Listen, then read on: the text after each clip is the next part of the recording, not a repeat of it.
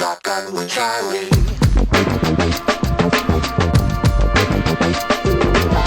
Riding shotgun refers to the practice of sitting next to the driver in a moving vehicle. The term riding shotgun came around after the time of the stagecoach, when somebody used to sit next to the driver holding a shotgun, in case they ran into bandits. My name is Charlie Cook, and I drive a lot. I like to talk to people while I'm driving, so I interview people in my car while I'm driving. Welcome to Riding Shotgun with Charlie.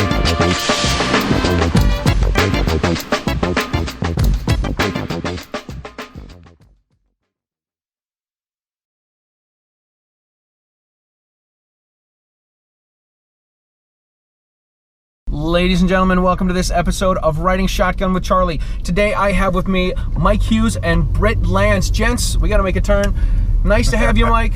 Good to have you, Charlie. Great to be here. Thank you. We're not supposed to be on this road. I got a bad feeling about this. This is how things go. I love it. Everybody thinks that we can't happen even from turn bad around. Oh, this Perfect. is great. Right through it, buddy. See where it leads. Right. Security check. We can, Here we go. Right there. we're just doing this. Go. Hey, check, security, Don't freak 'em out. check. Camera's showing. Yeah, it'll be fine. We're highly trained professionals, nothing to see, move along. So the good news is I've never been pulled over. And today's the first. Today is the first. It's first for everything. There is. All right, so we're here at the SHOT Show in Las Vegas, SHOT Show 2020. You guys are with the SIRT training pistols. Let's talk about you first. Yeah. Tell us about how, I want to find out how you guys get into gun stuff. You've, like I said, you've got a whole, you're an attorney and an engineer. Mm-hmm. You're a big guy, so you have football in your background or some play military? college football. Yep. That's right. It's like I Both have a play crystal college ball. football. Yeah. Very cool. Yeah. He was a cheerleader, but that's okay. Yeah, right. And cheer squad. Head of cheer squad. Right. There's This advantages is to that. there are, because that's where all the girls are. So that's thinking, brother. Yeah. So let's get into it. We'll talk to you guys for a bit. Yeah, perfect. Well, super chill. I mean, we can go back, I don't know. Let's go back to the start, way back. I guess football, formative years, 90s. Let's do it. 'Cause that's kind of where things start in a way, you know? Things parlay things. I mean, played ball, engineer, got misled in life, went to law school, was a patent attorney for a good 10 years. Wow. Needed something to sort of channel an outlet of competitive energy and such, and competitive shooting really fit the bill. Mm-hmm. It's IPSC, right? IPSC shooting, yep. USPSA shooting, just running, gunning, the power, the trigger control. I guess that you can always get faster, you can always get more accurate, and you can do it longer in life. It's really a great deal. So from that, I mean, just with an athletic background, athletic mindset as far as training, you need to do things in high volume, you need to lower the barriers to entry to training. You need to do things that are applicable. You need to do it daily. I mean, there's just all these facets to it. So no tool was there to fit the bill. So I made my own eventually. SIRT training pistol. Self-centered for myself. It's all to about win you, national. man. Absolutely, incredibly self-centered. Nothing wrong with that, man. Nothing wrong. Shotgun with Charlie. All right, so you made the SIRT pistol, completely self-serving. Oh, it's all about you. Absolutely. Selfish altruism, I guess. I don't know. So yeah, I mean, I was in the industry shooting and what have you. So I've been a SHOT Show, I don't know, 14 years now, something crazy like that. But 2010, started to really make a design, really put some resources to it. Of course, talked to my best friend here, Britt, and we just started to kind of make things happen and eventually get some market validation, figure out market sectors and how to get it going, and bring some people on board. A true entrepreneurialism, I guess you could say, as far as a Series A round, raising money, jumping into that realm, and cooking it off, letting it go, jumping awesome. jumping off the cliff in the cloud, hoping there's a vine. So yeah, That's we've all heard this, that the birds know how to fly, and whatever, they kick them out of the nest, they make their wings on the way down, and all that sort of stuff. But that's some pretty scary stuff. Oh yeah, I think a lot of career changes are, I have another vine and you test it and then you swing. Swing but a little more, yeah. The entrepreneurialism is a little bit scarier, and in that regard, you kind of have to you still have accept the probability of failure. Mortgage, you want to eat. Yeah. Oh yeah. All that sort of stuff. Well, we're just talking about today, the hard times. 2 or 3 years in, you basically fail, but thank God we're too stupid to know that. So we're the Walking Dead for 9 months, with just no oxygen. As we're trying to, make it under the bridge, so to speak, to keep her going. So, but yeah, in the end, you just keep at it, pick up the battering ram and keep hitting the wall until it breaks through, and things are going pretty phenomenal now. Absolutely. Very cool. Yeah. Very cool. Law school. We hit law school. Oh, let's talk about the how often were you training for the IPSC stuff, for that shooting? I'll tell you what, probably the best year when I really felt good, I really attacked it training AM, PM, okay? About 50 rounds, like twice a day, 6 days a week. Wow. Shoot a match, and then log deficiencies, really have a logbook of training. I think I got 7th that year, overall, Grandmaster, Nationals, production division. And, and I could have continued that route, but honestly, with the family and the business, all that competitive shooting, even though that was the genesis and the motivation, it's still a little selfish. It was, and ironically, it just went away. You get rid of the wife and the kids? Just that's awesome. Absolutely. Mom's the word. No, it's so I haven't even shot competitively in years, and it's not going to happen until my little guys are empty nest and what have you. So, when they get to be teenagers, they're like, we want nothing to do with it. Yeah, well, we got friends, we got cars. Exactly. That might change a bit, but that's okay. But it's good. So yeah, it's love training. I just love the notion of continually applying speed and power of just still working out to actual kind of high dexterity skills of body control, of stabilizing, of ripping off close shots, really stabilizing, trigger control, far shots. That whole art is just, I don't know, who knows where that comes from? Like, why do we like that? Right. Why? I don't know. I don't really question, but it's just cool. We like what it. You do. Yeah, we just like it. So that's cool. So we do. So how did you put all this together? Like, did you you started off with using a Glock 17? Yeah. That was the first one that you guys did? Yeah. And do you build all the guts on the inside? Do you? Oh yeah. Yeah. No, we manufacture. Domestically. We assemble here up in Ferndale, Washington, Northwest Washington. A lot of our parts are made within a pretty tight radius as far as the plastic injection, the machining, some just across the border. How did you do this first? The first one? Yeah. The first one. You had to come up with the idea and be like, how do I get a laser on the inside of this and still get the trigger stuff to work? And a lot of renditions. That's a very creative process. I'll tell you about design-wise. You start with a design criteria, kind of a one-page, 8.5 by 11 sheet of what do you want this thing to do. Okay. That's important. I still have that sheet, about 26 points as far as weight. Can you do mag changes? Resetting trigger. Yeah. The adjustability features of the trigger, which I wanted, which we've scaled back over time because the market doesn't really want it, right? You got to kind of cater features to what the wants are, and from there you just have a litany of options, right? Almost an infinite amount of ways to design it, but ultimately you figure out what works. You think some Eli Whitney models of modular components and object-oriented principles of let's just get this thing working and this thing working and then connect them so there's interoperability and build it kind of module by module so it makes sense. Try to get the cost of goods down, try to get the reliability down, and then learn from there. What kind of liability? Liability? Yeah. You mean like what kind of liability? I'm sorry. I'm thinking liability like you got to sue somebody for something, like for shooting them in the eye or whatever. No. Yeah. Okay, gotcha. Yeah. Yeah, you want it to work. You want it to work. You want it to. Yeah. What's the break point, right? What's going to fail in there? Because it's just such a pain in the neck. Our drop tests, our endurance tests are brutal. Yeah. We'll take stuff right off the mold. He makes me cringe. It'll be brand new, sitting there, and he throws up there on the concrete. Oh, and I'm like, don't do that. We just made that. Yep. Now it's going to scratch. It's going to break. Yep. What happens? You can do all the finite element analysis. You can do all this computer modeling. Nothing really beats just picking it up like this and going like that. And I didn't break the Pellegrino bottle. There's an endorsement for Pellegrino. There we go. It's SIRT pistol drop worthy. Yeah, exactly. Indeed. Too funny. So, you guys have a version that's a Glock, and you guys have one that's for M&Ps, I believe? Yeah, we have functional features of different models. So, functional features of a Glock, 1722, M&P, right?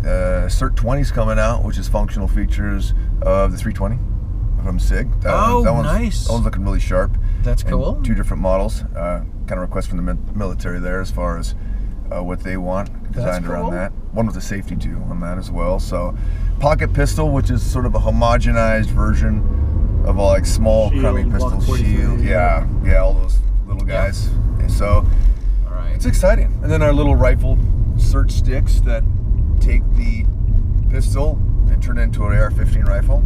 That's really cool. Yeah.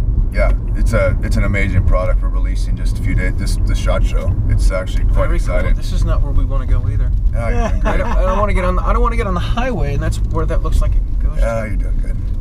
You know what? There was a shooting at this mall last night. Did you hear that? Yes. We drove by. I think everybody heard it. Yeah. I was at the a girl and a gun event last night. Oh yeah. Really? I didn't know that was that. Where the girls are. Where the girls are. That's where you find me. But one of the ladies was she's a police officer, so she's like, yeah, I was gonna go over and see if they needed some help. Oh, yeah. Nice. Where? Yeah, right across the street. What? Yeah. Crazy. Yeah, this is why we're turning around. So I putting the Glock in an AR. That's gonna be cool. Yeah. Do you have to have permission from Glock to use something in the shape of their guns? Okay. Great. That goes pretty deep into the patent stuff, which is what. Yeah, intellectual property in general. So, yeah, there's. Well, let me answer that broadly. Okay. Within intellectual property, you have patents, trademarks, copyrights, right, and then trade secrets. Okay. So within that, with anyone, you just got to look. Okay, where's their realm of protection, and what do you do to get a license or otherwise? So I can't really speak to what's confidential by way of agreements, what have you. Sure. But just for the purpose of the public here, those just because someone has something doesn't necessarily mean it's protectable. All right, Okay. You got to go through the 4 food groups of intellectual property and think, does it fit within something that's claimable as a patent, denote source of goods like within trademarks, or an expression of an idea within the scope of copyrights. So if that's of value or not, I don't know. But no, that's interesting because I remember when they came out, and I used to teach at a shooting school where guys carried them around, and one guy's like, yeah, I came around the house all the time, and I walked from room to room, and I'm yeah. And I'm like, that's totally cool. I'm a little more lighthearted about it. We're gonna do a Huey too. I'm like, yeah, it's good if you have a cat. Like what any laser Absolutely. is. Yeah. Any gun with a laser is. But yeah, I like how I'm like, why did they go with a Glock? Why did they go with something else? Right. And it's obviously a good choice because it's pretty popular. Yeah, I mean, it's just practical in the sense of there's a lot of holsters out there, Yep. and a lot of law enforcement, and you move a lot of SIRTs that have, like I say, have that functional features of the Glock. Those purely non-aesthetic functional features of the grip angle and things like that. So, yeah. Gotcha. I like the way you said it like 7 times. Functional features. That's what it is. I didn't copy it, but it's got functional features just like. Well, you can't trademark functional features of any design. That's kind of expressly within the realm of utility patents for functionality. Okay. Right, where there's a limited monopoly for 20 years from filing. If we want to, I don't know if you want to be this an IP dissertation here on intellectual property, but That's all right, man. I've never had a patent attorney in the car before. oh, well, super. So, there we go. Nice. You're missing a big piece of that, though. This is what of the history here. You're missing a big piece of his history. Lean in and tell us, man. Top Shot, season 3. Oh, yeah. Oh! Yeah, I was gonna say, how did you miss that out here? Yeah. And he loves to talk about it. Dish. Yeah. Dish. Top Shot. Okay. Well, yeah, Top Shot. I mean, I can't believe it's sort of still, what do I say, present or of discussion. I kind of figured, maybe a year and things go and they it's just not around. But it's amazing how much people still watch it, or it's still played. Well, it's not amazing. That's actually, for all its idiosyncrasies, it's a great show as far as promoting firearms in a positive light. Yes. You know, exposing firearms to just a much broader audience. A much broader audience, absolutely. You know, very positively, very just, very engaging. I thought it was cool that they always had a little bit of history about the guns and stuff, Yeah. which was really cool. Yep. It gets people out there shooting. It's, when the reality shows were cool and everyone's got competitions and stuff. Oh, and the drama they integrate with it and everything like that. That doesn't happen. It's not like that, right? Top Shot? Yeah, Drama? like when you're there, like how much of that do they I'll tell you manufacture? Well, okay, from what I understand from reality shows, there's scripted reality. Yeah. It's, okay, you're gonna walk in the store and they're gonna, and it's kind of organic, but it's sort of set up. Top Shot is not scripted, honestly. It is not in the sense of setting anything up, other than getting a bunch of people with. Let's put it this way: to get on, there's a 1 week process. You got to shoot, you got to do this, interviews, you got to take a psych exam and all this. And if you fail the psych exam, you got to go on in the process and possibly get on. All right. Wow. So you get enough people. I'm joking. If you get enough people with certain idiosyncrasies, you're going to have drama. If you tighten up the space and you have the inherent situations of you got to pick you to throw you off of this, the drama No element, TV, no books, no outside anything. Horrible. Wow. So it's like you're quarantined with each other. Absolutely. Britt even knows me well. Scholar's life is one of solitude, and I like solitude. I like books. I like tutorials. I like reading. I like that. I like humans and interfacing. It's For a good. while. For a while, but I have a 2-hour limit. But 6 freaking weeks when you're just 6 weeks. It's really the worst environment for me to possibly be in. So it was, it's very not exactly pleasant. So it's just, training. You like to train, like to really train, like stack the deck, like just like, by out training, out preparing, and just being successful. I mean, achievement's kind of simple. Right? You just understand the parameters and what can go wrong, and you prepare like crazy, and you win. You succeed, Right. But in some things like that, where you get like 7 rounds to prepare, and it's almost set up to fail, it's just a different. Got to use a different part of your brain to have a coping mechanism for that kind of tomfoolery. So they wouldn't tell you what kind of guns you were using or anything like this? No, you would. You go out and you get a little training thing with some expert, but it's sort of all on camera, and it's not really training. It's more just exposure.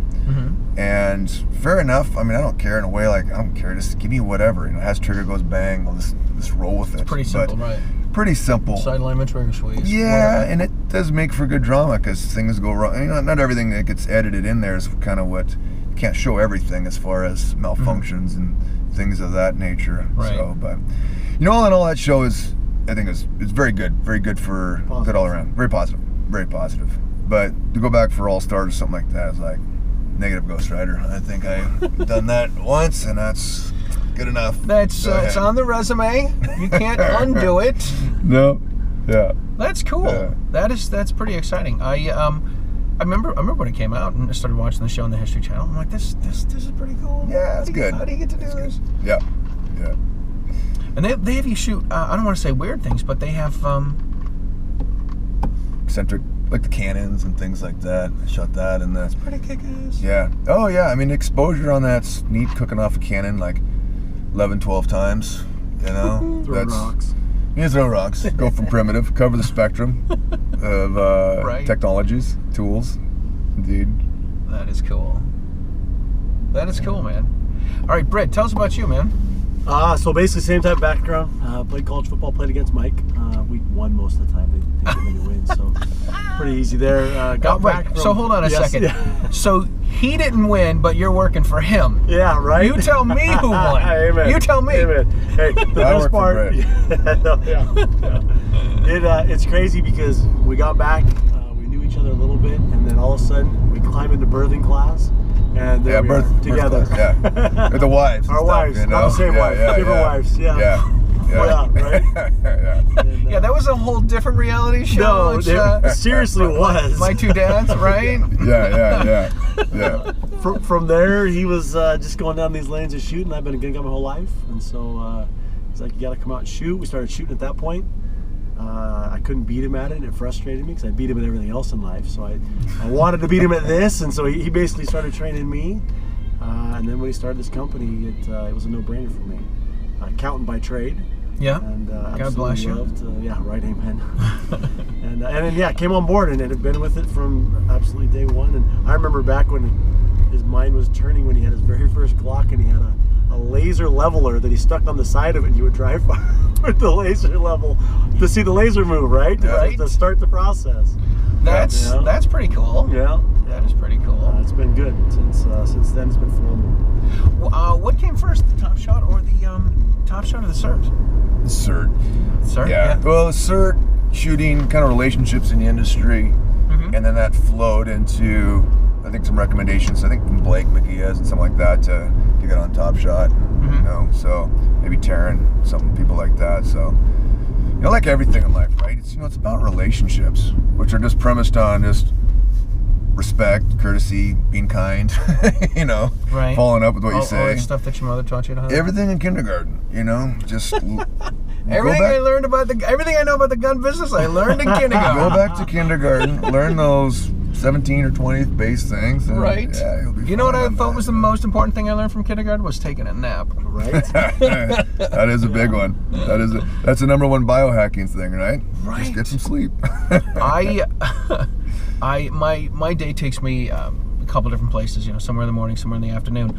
I will sneak in a power nap, and I think I've mastered the 8-minute nap. There you go. 8 minutes. Set the alarm for 8 minutes. Lay back. I'm telling you, I will wake up. Yeah. 8 minutes later, I'm like, oh my God, what day is it?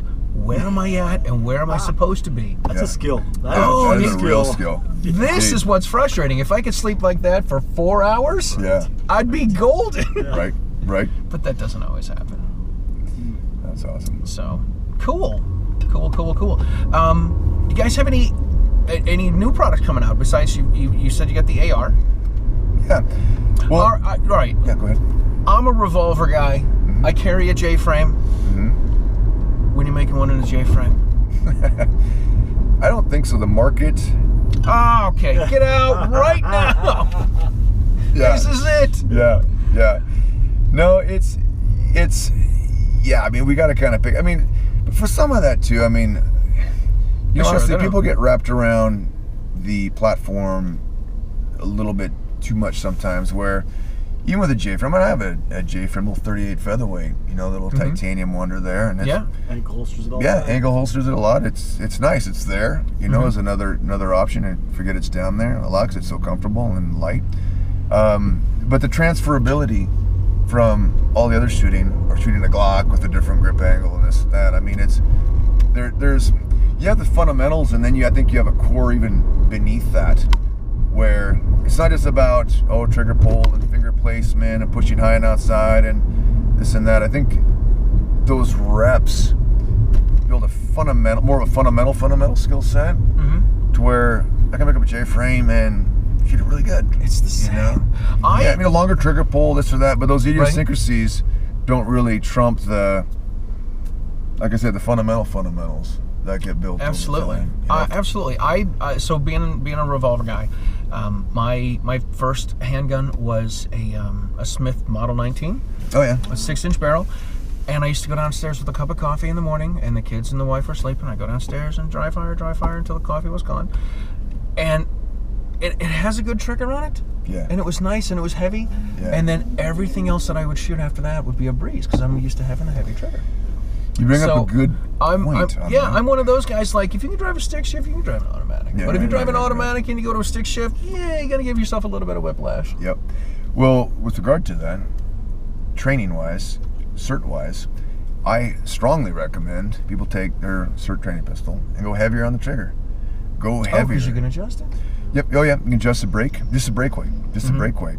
So, one of mine is pretty heavy. It's like 9, sometimes up to clank it up to like 11 pounds. Wow. Right? Kind of New York trigger style. Right. But that strength, just the hypertrophy and the muscular isolation, I think is critical, and it helps so much to go to a 5-pound trigger. Some people say, oh, you use a training scar and you're going to pull too hard if you're used to that heavy trigger, if you draw this, that. I just haven't found that to be the case, to have any kind of training scars training with a heavy trigger. So I've seen guys that they shoot Glocks and M&Ps and semi-autos and stuff, and then you see them pick up a double action revolver and they pull their hammer back and they shoot it in single action. I'm like, oh man, like you see these guys and they're cool and they got all the gear and all the lingo and all the talk, and then they pick up a revolver and pull the hammer back. I'm like, So there was one guy who was at some event helping teach some stuff a bunch of years ago, and this guy's a good instructor, and you could ask him, he'll tell you. Shooting a Glock all the time. Yeah. Got up with the J-frame, 5 shots, pulled the hammer back, missed it twice. And I'm like, that kind of sucks. Yeah. So I picked it up, 5 shots, hit the steel 5 times, unloaded it, double action double action. I'm like, all right, man. Yeah. And honestly, he was. The story is that he supposedly was a contestant, or he was in the running to be a contestant for Top Shot. Okay. So I after he shot, and then I went up and did this. I'm like, I could have been on Top Shot. Yeah, I could have been on Top. Absolutely. Please, I shoot better than this guy. Come on, it'll be fine. I'll tell you a story off that if you want, a Top Shot story. Yes, absolutely. We got time. That's kind of a fun one. Speaking of revolvers, double action, single action. So, that first episode where y'all walk down and see this and that, that's actually pretty real. Meaning you get up 5 a.m., you get carted way out, you're waiting over a hill for a few hours, it felt like. Then you come over and you see Top Shot City. It's about 117 people in a crew. It's incredible. Like, you wouldn't believe the budgets. It's ridiculous, honestly. Blacked out vans, can't see anything. Yeah, you're blacked out vans. Wow, all of a sudden you think it's like the president or something, right? Well, yeah, you can't see out either, though. It's crazy. Yeah, right? So, you get there and it's like, the code, hey, shooters, welcome to blah, blah, blah, this and that. So it's like, okay, great. And he goes, Mike Hughes, Cliff Walsh, come down. I'm like, holy shit, like I don't gonna lie to you, my heart rate went up. This got really real fast. Right. Camera crews A through K through there, and their sound guys is just like, okay, this isn't like 10 people out in a field. This is right. A lot of humans behind those lenses too. A lot of eyeballs. So you go down there, and it's a Smith & Wesson 500. Oh my gosh. Revolver, right? Right. And Cliff Walsh is a national champ pistol shooter. Beat Jerry Miculek, Wow. The one guy to beat Jerry Miculek. Yeah, the one guy. Cliff, great guy. Cliff's a great guy. So anyways, you go down there, you're ready, and actually they kind of stop and you do a little short 5-round training. Yeah. Because they don't, I think for safety or what have you, it makes sense. But I'm just thinking, okay, do I go double action or single action? 3 targets, progressive, exploding targets. Yeah. What do I do here?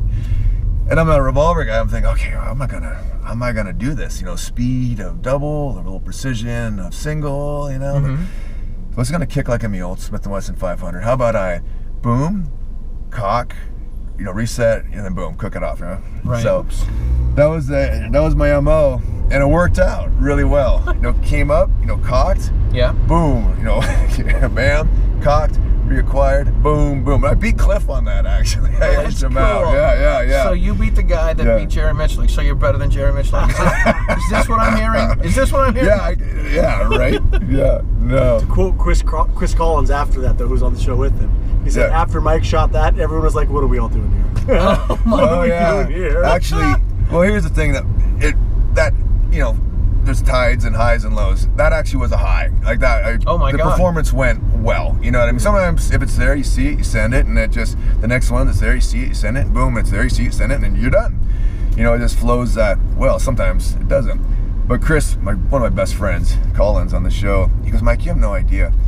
When you shot that, there was a shuddering, and everybody pooped their pants at the same time. Well, that's his words, He just said it was just, but I mean, sun shines on a dog's ass every now and then, right? So it was one of those ones that happened to be better. So it was fun. Oh, that's too cool. Shotgun with Charlie. All right, listen. All right, so we're almost where we need to be. We're going to drop you guys back off at the SHOT Show. You guys can get back in. You guys got to go back to work, right? Yeah, I guess so. Call it work. Let's find a job you love, right? It could be worse. There are other jobs you could be doing that could not be this. How can people find all of the SIRT pistols and get in touch with you guys? Let's go nextleveltraining.com. Yep, super. And let's go. Yeah, we're just gonna turn that off. All right, good. Yes, plug away. Yeah, nextleveltraining.com. And I don't know, let's make a code. Yeah, Charlie. going out there. Oh my God, that would be the coolest. 10% off. I don't think Right. So, I go by RSWC. There you go. RSWC. Why don't we do that? RSWC. People usually write this way. but Yeah, well, it's camera inverted, this and that. Look at you. See, this is how smart. This is how smart he is. I have to It's, deal with it every day, trust me. So, yeah, put RSWC. I'll include that link and all that, and that would be way cool. Nice. Yeah, That would be perfect. way cool. Then we can get some Yeah. people to. Yeah, totally. We got 10% off discount, things like that, you know. Oh, Yeah, man. Maybe a package, a bag Oh. or something, so, yeah. That would be That's totally great. cool. Yeah, perfect. Awesome. This has been great. Thank you guys for hopping in. I interviewed the guys, which I have to plug these guys. The guys from Meet the Presser, Matt and Klint. Actually, great it's the guys. other way around. Matt and Klint. Sorry, Matt and Klint. These guys are the ones that are letting me use their rental car for today. So Well, have if I to knew make that, I know. It's a good thing I spilled that Pellegrino down Right. here and Too stuff. bad it didn't Rock break. on. So check out Meet the Presses, check out the SIRT pistols. Make sure you watch Riding Shotgun with Charlie on YouTube, on Gunstreamer. Listen to the show on Apple Podcasts, on Spotify, on iHeartRadio. Check out the Self-Defense Radio Network. It's all of your Pro Freedom podcasts in one place. And we will see you guys next time as we take the stagecoach across America. Thank you so much for being on. Charlie, awesome. Thank you Thanks, so much sir. for being on. Excellent And work. Thank you. We'll talk to you guys later.